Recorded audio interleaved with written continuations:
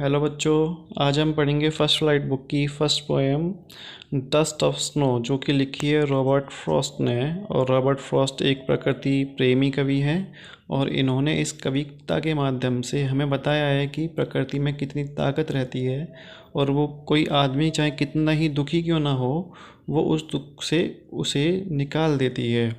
और ऐसे ही अब चलो अब इसकी कविता को पढ़ते हैं, जो कुछ इस तरह से है। The way a crow shook down on me the dust of snow from a hemlock tree has given my heart a change of mood and saved some part of a day I had rued। तो इसका जो first stanza है, इसमें जो है the way a crow Shuk down on me the dust of snow from a hemlock tree. एक कवि है, कवि जो है पेड़ के नीचे खड़े हैं। कौन सा पेड़ है? Hemlock tree. और हेमलॉक जो ट्री है वो बहुत जहरीला है, जो कि पूरा बर्फ़ से कवर है। अब जैसे ही एक कौवा उड़कर उसकी एक डाल पर बैठता है तो डाल पर भी बर्फ़ है। अब जैसे ही वो बैठता है तो उस पर जो बर्फ़ है वो शूक डाउन हो जाती है, यानी कि नीचे उस कवि के ऊपर गिर जाती है। अब है सेकंड स्टैंजा में, has given my heart a change of mood. और जैसे ही वो बर्फ़ जब उस कवि के ऊपर गिरती है तो क्योंकि वो कवि बहुत दुखी होता है, अब जैसे ही बर्फ़ उसके ऊपर गिरी तो उसका जो माइंड था, जो दुख था, वो जो है उसका माइंड वहाँ से डिस्ट्रैक्ट हो जाता है, यानी कि वहाँ से उसका माइंड हट जाता है। अब and saved some part of a day I had rude. और जो है वो कहता है कि जो है अब मेरे दिन का कुछ हिस्सा जो है बच गया है, क्योंकि आधा या कुछ जो है मैं बर्बाद कर चुका हूँ और मेरा आधे दिन का जो हिस्सा था वो अब बर्बाद होने से बच गया है। तो इसकी ये कविता है बच्चों, और इस कविता का ये तो था शाब्दिक अर्थ, और अब है प्रतीकात्मक अर्थ। इसमें ये है, इसमें कई हमें बताना चाहता है कि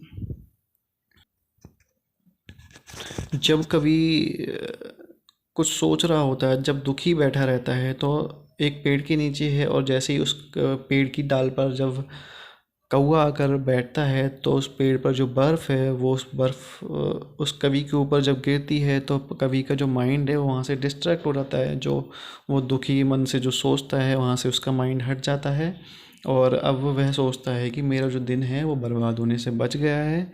और जैसे कि बच्चों इसमें यही विशेषता बताई गई है कि जैसे हम जब दुखी रहते हैं तो हम कहीं हिल स्टेशन पर चले जाते हैं या गाँव में चले जाते हैं, कहीं दूर या शांत जगह पर चले जाते हैं, और वहाँ पर जो पक्षी हैं, जो पेड़ पौधे हैं, उन सब की जो चहचहाहट है, पेड़ पौधे से जो हवा निकल रही है, हवा जो आ रही है ठंडी ठंडी, तो उससे जो है हमारा माइंड खुश हो जाता है।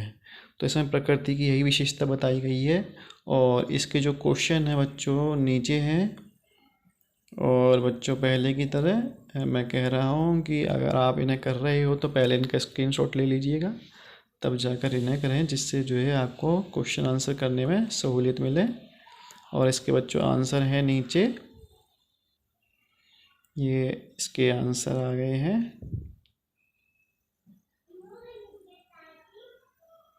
तो इस तरह से हमारी कविता ख़त्म होती है। धन्यवाद। Press the bell icon on the YouTube app and never miss another update.